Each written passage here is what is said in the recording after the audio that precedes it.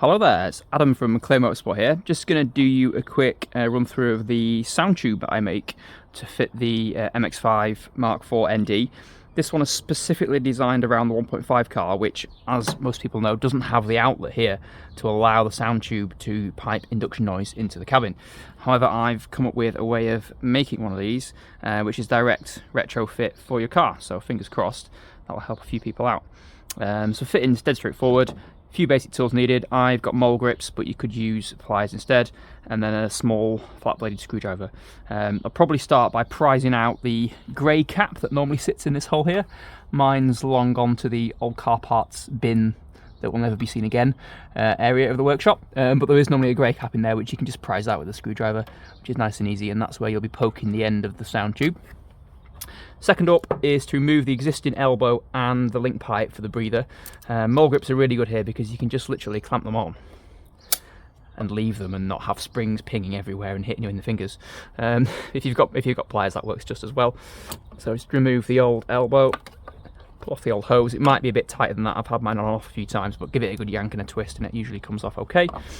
Refitting the new one is straightforward. Just push it down until this top rib disappears, and the benefit of this is that it doesn't have the feature that locates in this little notch here, so you can actually rotate it to whatever angle you need.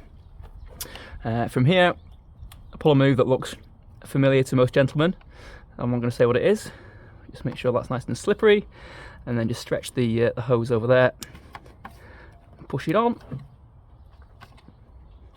and then let's see what I'm do. I'll leave that. Might as well leave those on for now because we're going to route the hose. So there's various ways you can do this. I actually put mine through under here, but I've left these hoses deliberately a little bit long, and you can cut them down, but do it at this end rather than at the other end. Otherwise, you'll be in a world of mess and having to find diaphragms and stuff.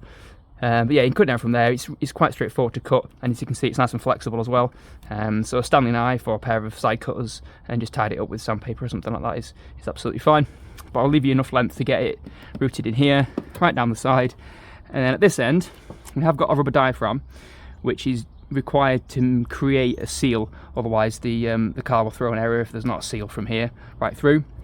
And then the open end, there's three options on this sound tube. So one of them is to have these foam dampers removed completely. That's the loudest. It's supplied to you in sort of the middle setting with a small foam damper fitted, and then the larger foam damper, which is about twice as long as the small one, is just put in there, so you've got it nice and handy if you need it. So give it a try on all three settings and see what you get on. Generally, I find that the louder the sound tube, the better it blends with a louder exhaust. Otherwise, you end up with a load of sort of induction noise in one ear and exhaust note in the other.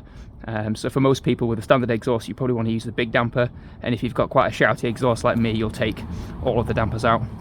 But all you do at this end is just literally poke it through the hole, and I've got a little rubber O-ring there just so it doesn't clatter against the firewall and make any noise. Yours may come with a small little scratch potentially on here. It's because I test fit them all to make sure they're going to fit. But all you do is poke it through the hole, give it a little wriggle, and it goes through. And if you want to secure it with zip ties, there's plenty of areas you can do it, sort of there, here and there. And that's it, fitting straightforward. Undo your clip and you're all done. I'll include a few little sound clips in the same video so you know how it sounds like. Okie doke, so we're out on the road now. I'm just going to do a couple of comparisons sort of with and without the sound tube. Probably do it on the sort of loudest setting versus no sound tube at all, so you can get a bit of an idea. And then obviously you can play around with the two different dampers. So I'll hopefully try and demonstrate sort of a bit of normal driving. I've tried to make the product kind of work and add sort of character to the car while you're driving normally, rather than just being shouty all the time. I'm also using the Zoom H1N sound recorder down here, which is set on a manual sound level, so even if the car is louder, it will actually display that in the video, if that makes sense, rather than it just automatically equalising the levels. So I've currently got no sound tube on, just cruising along, nice and straightforward. So I'll drop down a couple of gears and we'll do a little bit of a pull, so you get an idea of how the car sounds with this mic and no sound tube. And then hopefully do a few bits and bobs as well, just on downshifts and some throttle blips.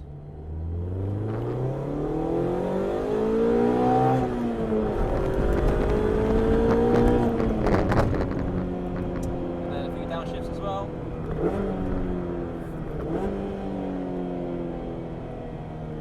So from my point of view, it sounds kind of quite engine-y and mechanically at the moment. A bit of noise from the back from the exhaust. I've got a manifold without or header without a cat, and I've got a back box that's a little bit sort of more straight through than the standard Mazda one. But other than that, it sounds pretty good. It hasn't got that sort of bass or sort of rumble or throatiness to it that you can get with a sound tube. So we'll head back around for a second run with the sound tube plugged in, and hopefully get a decent comparison video for that.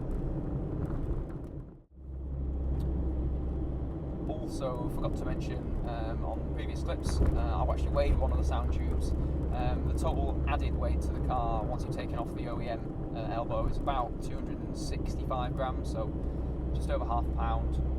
So virtually nothing, which I'm obviously quite keen on. Quite keen on keeping the weight of the car down. Mazda have worked really hard to save every gram they can, so I know we're bolting extra bits on, but hopefully those extra couple hundred grams are worth it for you. They certainly are for me.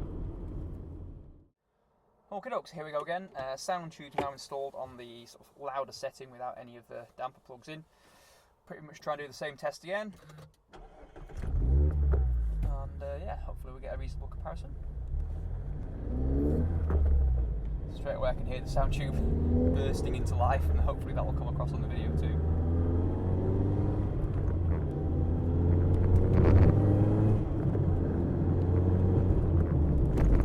Cruising along, it's virtually inaudible until you start opening the throttle. Again, we'll try and do a little pull here, so second and third gear.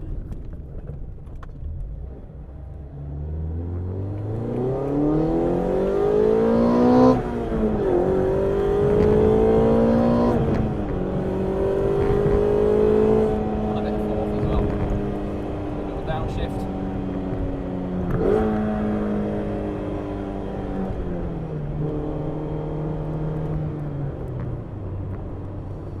So there we go. eBay link should be in the description. Any more details you need, feel free to give me a shout. Hopefully the video covers everything you should need to know. Thanks very much.